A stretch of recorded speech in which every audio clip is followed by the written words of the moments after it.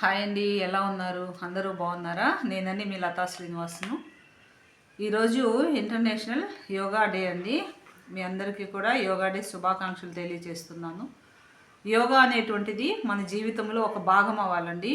ఎందుకంటే ఈ రోజుల్లో చిన్న పెద్ద తేడా తెలియకుండా అనేక అనారోగ్య సమస్యలు అయితే వస్తూ ఉన్నాయి కాబట్టి ఖచ్చితంగా ప్రతి ఒక్కరు కూడా యోగా అనేటువంటిది చేయాలండి. మనము ఇంట్లో పెద్దవాళ్ళం చేస్తే పిల్లలు ఆటోమేటిక్గా వాటికి అలవాటైపోతారన్నమాట. మనమే చేయకుండా ఉంటే పిల్లలకు అలవాటు కాదు. అందువల్ల పేరెంట్స్కి అయితే చెప్తున్నాను, పిల్లల్లో ఈ రోజుల్లో ఎక్కువగా జ్ఞాపక శక్తి సమస్యలు వస్తున్నాయండి. అదేవిధంగా ఒత్తిడి కూడా ఎక్కువైపోతుందన్నమాట. ఈ చదువుల వల్ల స్ట్రెస్ అనేది పిల్లల్లో ఎక్కువైపోతూ ఉంది కాబట్టి ఆ రెండు ఇంటిని మనము జయించాలి అంటే యోగా వల్లే సాధ్యమవుతుంది. కాబట్టి ప్రతి ఒక్కరూ కూడా పేరెంట్స్ ఇంట్రెస్ట్ చూపించాలి. ఇంట్లో కూర్చోబెట్టి పిల్లల చేత మీరు యోగా అయితే చేయించాలండి. ఎందుకంటే ఈ రోజుల్లో ఎక్కువగా చిన్న పెద్ద తేడా తెలియకుండా రకరకాల అనారోగ్య సమస్యలు అయితే మన ముందుకు వస్తూ ఉన్నాయి. చిన్నపిల్లల్లో కూడా చాలామందికి షుగర్లు, బీపీలు వస్తున్నాయండి. అసలు ఎంత భయంకరంగా ఉంటుంది. పెద్దవాళ్ళకి వస్తున్నాయి, పిల్లలకి వస్తున్నాయి అంటే చాలా బాధ కలిగించేటువంటి విషయం అండి అది. ఇటువంటి స్ట్రెస్ కానివ్వండి, జ్ఞాపక శక్తి లేకపోవడము, తర్వాత ఒత్తిడి భయంకరంగా పిల్లలు ఎక్కువైపోతుంది అన్నమాట. ఇటువంటివన్నీ తగ్గించాలి అంటే మాత్రము యోగాకు మనమైతే ప్రాధాన్యత ఇవ్వాలండి. మనం కూడా అండి పెద్దవాళ్ళము చాలా స్ట్రెస్ అయిపోతూ ఉంటాము. ఫ్యామిలీ బర్డన్స్ వల్ల అనేక రకాలుగా మన మైండ్ సెట్ అనేటువంటిది మారిపోతూ ఉంటుంది. స్ట్రెస్ ఎక్కువైపోతూ ఉందన్నమాట. వాటిల ద్వారా అనారోగ్య సమస్యలు ఎక్కువగా వచ్చేస్తున్నాయి అన్నమాట. ప్రతి ఇంట్లో షుగరు, బీపీ క్యాండిడేట్స్ ప్రతి ఒక్కరింట్లో ఉంటున్నారు.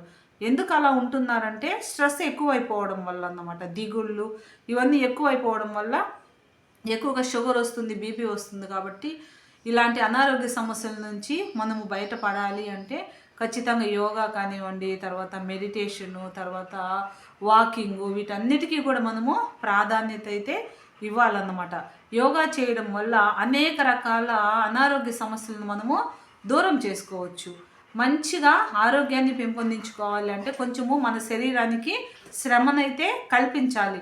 ఈ రోజుల్లో చూడండి, అన్నిటికీ మిషన్స్ వచ్చేసాయి. కనీసము అంట్లు తోమడానికి మిషన్ వచ్చేసింది, బట్టలు ఉతకడానికి మిషన్స్ వచ్చాయి.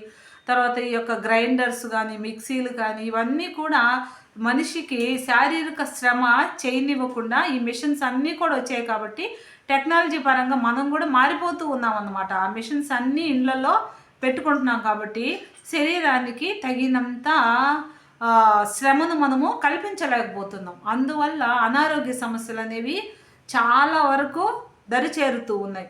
వీటిని అన్నీ కూడా మనం తగ్గించుకోవాలి అంటే మాత్రము కంపల్సరీ ప్రతి ఒక్కరము ప్రతిరోజు వాకింగ్ అలవాటు చేసుకోవాలి. అదేవిధంగా మెడిటేషన్ చేయాలి, తర్వాత యోగా చేయాలి. ఇలాంటివన్నీ మనం చేస్తూ ఉంటే మాత్రము మంచిగా ఆరోగ్యంగా అయితే ప్రతి ఒక్కరము ఉంటామండి. ఈ రోజుల్లో హాస్పిటల్కి వెళ్ళాము అంటే మాత్రము ఎంతమంది జనాభా ఉంటున్నారో అసలు దానికి ఆ తేడా తెలియకుండా భయంకరంగా అయితే జబ్బులు అయితే వచ్చేస్తూ ఉన్నాయండి. వీటి ద్వారా ఈ జబ్బుల వల్ల ఫ్యామిలీస్ అయితే చాలా వరకు నష్టపోతూ ఉన్నాయి. అసలు ఆ రోజుల్లో అయితే ఎంతో ఆరోగ్యంగా ఉండేవాళ్ళండి మన పెద్దలు. ఎందుకంటే వాళ్ళు శారీరకంగా శ్రమ పడేవాళ్ళు అన్నమాట. కానీ ఈ రోజుల్లో శరీర శ్రమ అనేటువంటిది తక్కువైపోయింది కాబట్టి అనారోగ్యాలు ఈజీగా వచ్చేస్తూ ఉన్నాయి. కాబట్టి మనం అందరం ఆరోగ్యంగా ఉండాలి అంటే మాత్రము ఖచ్చితంగా శరీరాన్ని శ్రమ పెట్టాలి. తర్వాత అదేవిధంగా ఆహారపు అలవాట్లు కూడా మనము మార్చుకోవాలండి. ఈ రోజుల్లో బయట ఫుడ్ ఎక్కువగా తింటూ ఉన్నారన్నమాట. అలాగ ఉండకుండా మనం ఇంట్లోనే ప్రిపేర్ చేసుకొని తినగలగాలి. ఇంకొక ముఖ్య విషయం ఏంటంటే అండి, నూనెను తగ్గించాలి. ఎక్కువగా నూనె వాడడం వల్ల గుండె సంబంధిత వ్యాధులు అనేటువంటివి ఊరికే వచ్చేస్తాయి అన్నమాట. ఎందుకంటే ఫ్యాట్ ఎక్కువైపోయి హార్ట్ అటాక్స్ కూడా రావడానికి అవకాశం ఉంది. కాబట్టి ఎక్కువగా నూనెనైతే ఎక్కువ వాడకూడదండి.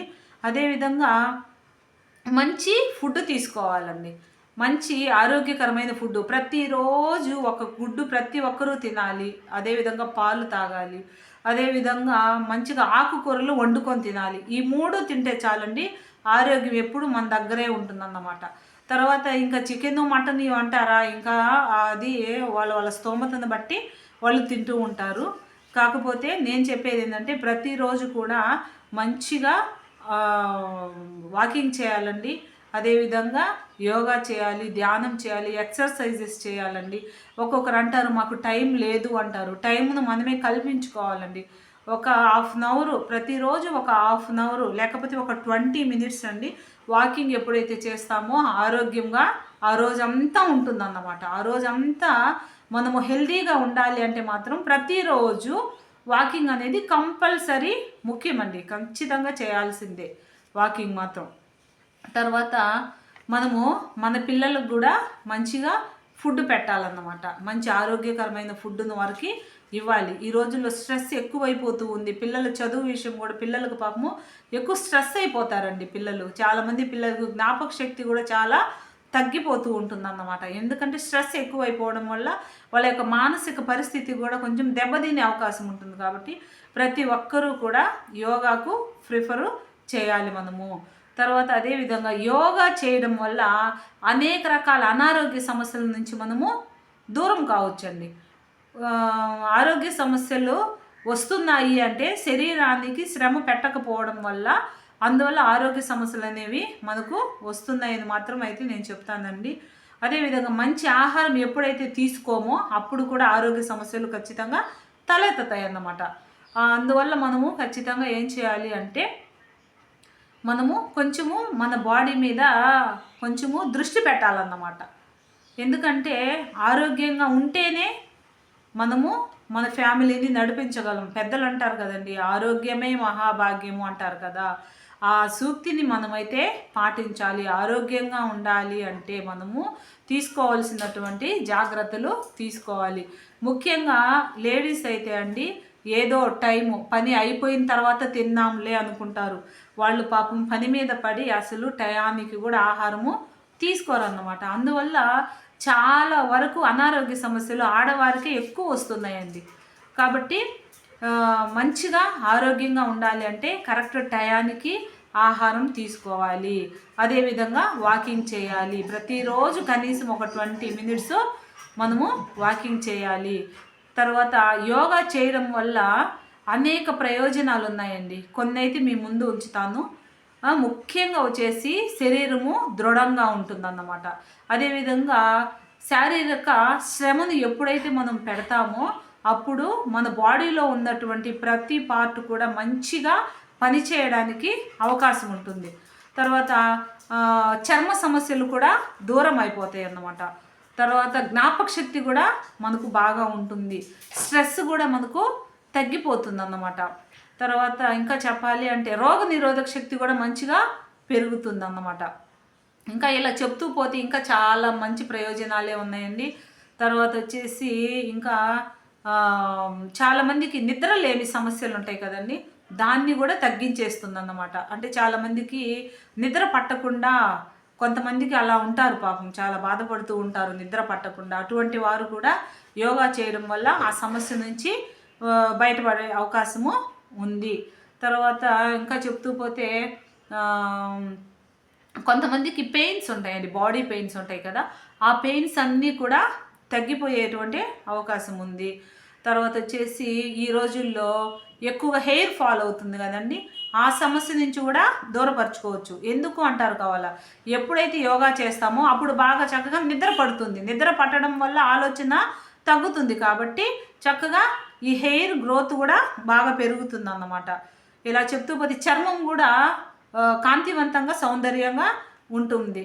అదేవిధంగా గుండె పనితీరు కూడా బాగుంటుంది, మన మెదడు పనితీరు బాగుంటుంది. ఇలా ఇంకా ఎన్నో రకాలైనటువంటి ప్రయోజనాలు అయితే ఉన్నాయండి. కాబట్టి నేను చెప్పేది ఏంటంటే ప్రతి ఒక్కరము ఆరోగ్యంగా ఉండాలి అంటే మనము చేయాల్సింది ఉదయాన్నే లేవడము, టయానికి నిద్రపోవాలి, ఉదయాన్నే లేచి వాకింగ్ వెళ్ళాలి, తర్వాత యోగా చేసుకోవాలి, అదేవిధంగా మెడిటేషన్ కూడా చేయాలి. మనము బాగుంటే మన కుటుంబాలు బాగుంటాయండి. అందుకే నేను ఈ వీడియో ముఖంగా మీ అందరికీ తెలియజేస్తున్నాను. వాకింగ్ వెళ్తూ ఉంటే చాలామంది తక్కువ మంది ఉంటున్నారండి వాకింగ్ చేసే దగ్గర. ఎందుకు అంటే అర్ధరాత్రి వరకు మేల్కో ఉంటున్నారు, ఉదయాన్నే లేలేకపోవడం వల్ల ఆ బద్ధకంతో ఇంకా వాళ్ళు వాకింగ్ రాలేనటువంటి స్థితిలోకి ఉంటున్నారు. కాబట్టి అనేక రకాల అనారోగ్య సమస్యలు వస్తున్నాయండి. నేనైతే ఒకటే చెప్తున్నాను,